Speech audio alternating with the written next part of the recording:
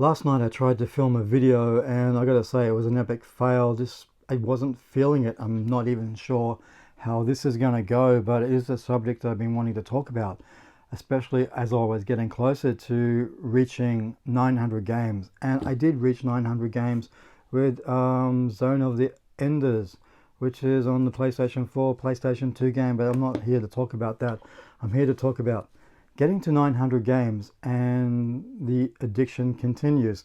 Now, if you go back to some of my earlier videos, I talked about stuff like I don't feel like I was a gamer anymore. I was more like a collector. Happily, I can report since then, I do play more games. I kind of found a balance between filming YouTube, family life, and getting in some gaming. And I've actually finished 7 games this year, which to me is an epic achievement, just being able to finish that many games in one year. And we're halfway through the year, so who knows, I could probably finish up to 14, 15, who knows, but we'll see what happens with that. But the other video I did was talk about my gaming addiction, especially back in the 90s when I first got into gaming, and it was just like a whole new thing for me, having these consoles which were pretty much close to arcade perfect with the Mega Drive. Stuff like the Dreamcast was incredible as well. Master System I loved, and even the Super Nintendo. And you know, it did consume a lot of my time. Fast forward to now, I'm up to 900 games. Now, this is the thing that you need to realize. This collection has been rebuilt over probably the last 12 years. Things happened back a while ago. I pretty much had to get rid of everything. I did keep some of my Master System, well, only 2 Master System games, my Japanese Mega Drive games, and a couple other games here and there that I actually didn't know about until I found them in a box. That was Nice in the Dreams and Tomb Raider on the Saturn. So what you see is 10, 12 years of hard work, saving, putting aside so much money every month to feed the addiction, so to speak. But is it an addiction? I do question that, because some people will look at this and say, well, when I say I finally got to 900 games, some people will say that's really awesome. There's other people out there I know for sure that's gonna look at me and saying, what the hell? Why do you need to have that many games in your collection when you'll probably never finish all of these games? And that could be a reality. I may never finish all of these games. There's probably about 20% of these games I have played and finished. There's probably about 80% of the games I have played but never finished. But that's just the way it is. I think we're really spoilt for choice now.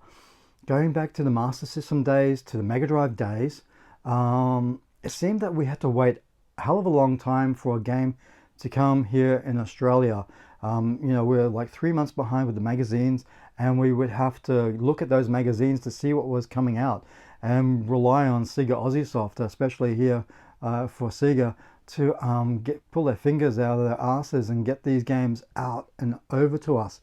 And we'd lap up everything, and that's the thing where I think, as a kid, I want this, I want that. But when you get into adulthood and getting a job and earning money, you have that. When you're younger, you have that. There's not many real financial burdens, so you can just pump everything into gaming, and that's what I did. If I saw, even though it was a crappy game, I really feel, I just had to buy it. A perfect example was I needed a fix, and Dick Tracy came out on the Mega Drive, and it was a crap game. I didn't like it, but I bought it, and I'm like, oh, this needs to stop. I did learn later on to pace myself, to wait until games drop in price, and that's what I've been doing lately. But even with that Switch stuff, I do find myself, you see something that comes out, and it may not be a high run game, like it may not have a lot of print copies of it. So I feel like, especially with the independent titles, the smaller titles, I'm not talking about limited run, I'm talking about general releases. These things sell out really quick. A perfect example for me is A Hat in Time. I have looked everywhere to get this game. I saw it when it was released physically. to me the prices was too high, and I thought, okay, I'm going to wait until it drops.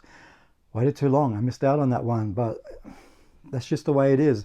And that's why I do have these tendencies even now, talking about this addiction, that I see it. And if it's like a perfect example is Oz Game Shop, Journey to the Savage Planet. I want to get that on the Switch because of the portability. I just like to be able to play anywhere. And I see low stock, so I definitely have to get that straight away because, oh my God, what happens if it's sold out and it may never get restocked again? And that's what happens, and that's one of the downfalls for me for the Nintendo Switch is I need to grab stuff, and that's why you see a lot of stuff I do in pickups videos. It's revolving around Nintendo Switch because grab it before it disappears for maybe forever. Don't worry about the AAA Nintendo stuff. That's going to be around for a while. Love to see that drop, but it never does.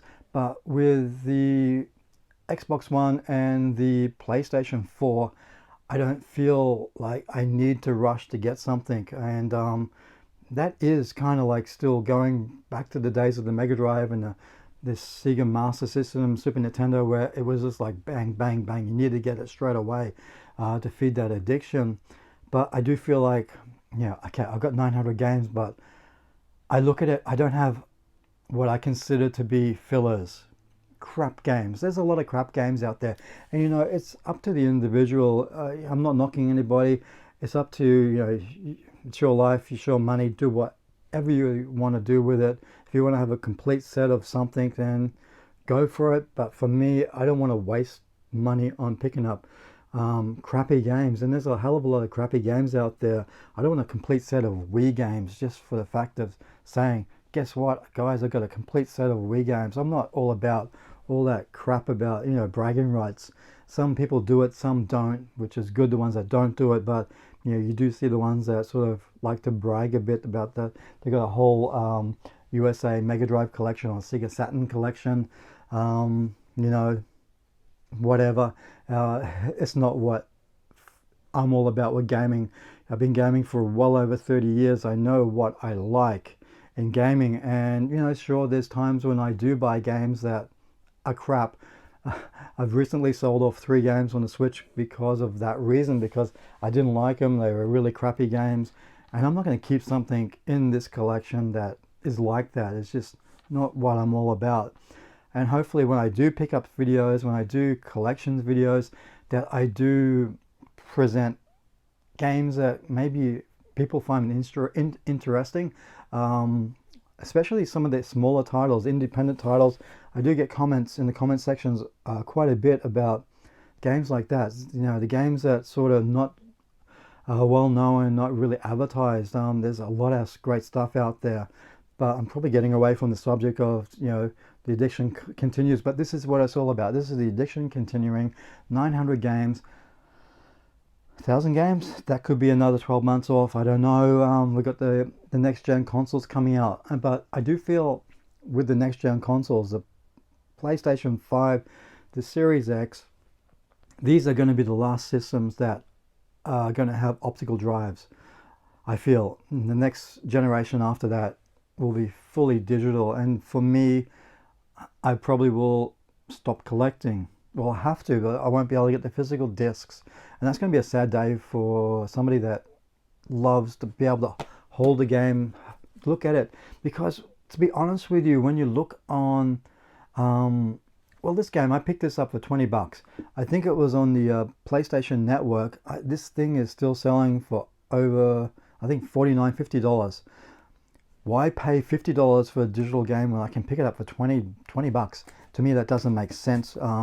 When they say it's cheaper to buy digitally, you know, you take out your distribution, that's the taxes from the governments, the cut from the game store.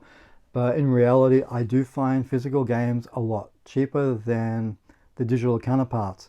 Sure, they do drop in price from time to time, but I seem to miss out on that stuff. I don't want to have a digital copy. I need to have it physically because I am a collector and I'm so addicted to this collection, as you can see with this wall of games behind me. But it's just, you know, this is my thing. I don't spent a lot of money on gaming. That's what I want to point out here.